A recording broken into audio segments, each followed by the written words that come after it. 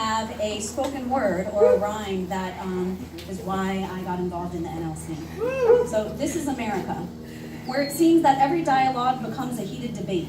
And from the original topic, we quickly deviate and resort to personal attacks, bullying, which leads to ill fate. Even among the role models that we're supposed to emulate. And on the radio, TV, and airwaves, we saturate with reckless rhetoric, actions, and images. And then we nominate who degraded who best. And we rank and we rate. But all the while into the minds of our toddlers, kids, and teens, we impregnate with demoralizing and devaluing messages filled with hate. And the cycles of violence, we are responsible and we perpetuate. This is America. It's unfortunate how so much in our society has been stigmatized to where being authentic and open about your circumstances and mental health status leaves you feeling ostracized. And when you do try to be honest, you're defamed and demoralized, which leaves people with no hope. So they mass shoot others or take their own life through suicide. This is America. We claim that we are the land of the free, the home of the brave, a proud democracy. But the facts and the figures show the contrary. We have some of the poorest health outcomes. #1 for chronic disease. Yet we spend the most in healthcare. Isn't that contradictory? We even rank high in maternal and infant mortality. That's babies who don't make it to term and die before age 1. Are you kidding me? With so much wealth, we shouldn't rank so high in poverty. Yet we have 6 times more vacant homes than we have homeless folks out on the street. And on the topic of health disparities, we have the largest gaps in healthy stats disproportionately, as systemic racism and implicit bias preys on the health of our minorities. And with one of the world's highest incarceration rates, this is not a victory. It's enough to cause tears to fall from the eyes of Lady Liberty. And it's time we open our eyes to these harsh realities that this is America. Over time, we've been led to pledge party loyalty so that when we cast our votes, it seems to be a blind guarantee for that elected official to do as they wish with unjustified immunity. They get to quid pro quo with our lives with indemnity. That means being exempt from responsibility and get to duck and dodge accountability. This is America? No, it can't be.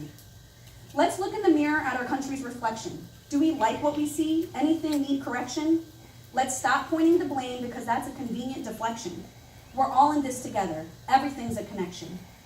It seems we're at a pivotal point in evolution. Some claim that we need a revolution.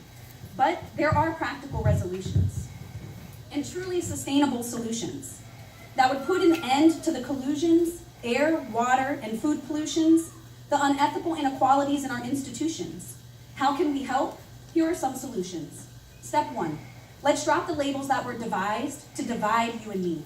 See, each of us individually can choose our words more carefully and use those that promote inclusion and equality, reinforce respect and empathy, and in all interactions and activities exhibit and exude equanimity.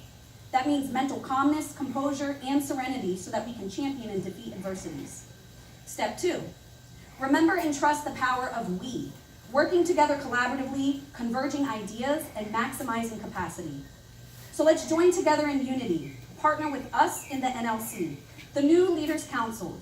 We work progressively to defend ourselves and our community, grassroots organize and write policies, so that step by step and gradually, we can combine our efforts to develop fairly, optimal, effective ways to usher in prosperity. It seems we're at a tipping point in humanity, and it's time that we realize we all can do more to stop fueling divisiveness and bridge the divide. We're 2 wings of the same bird. Time to put the differences aside and work together to change the tides and soar high. So it is my hope and my desire that through this Spark Talk, I ignited a fire to empower and inspire us to elevate morality higher. The time is now, this day, this hour, for us to connect and elect those who will not cower at the opportunity to champion and tower triumphantly over abusive power and change the state of the nation to one we are proud of. So raise your glass and lean in close. We're here to cheers to progress. Let's have a toast. To those of us committed to making the most optimal, effective, and efficient changes coast to coast, and to electing candidates of integrity when we cast our votes. Thank you to our sponsors, supporters, fellows, friends, hosts, and keynote. Thank you.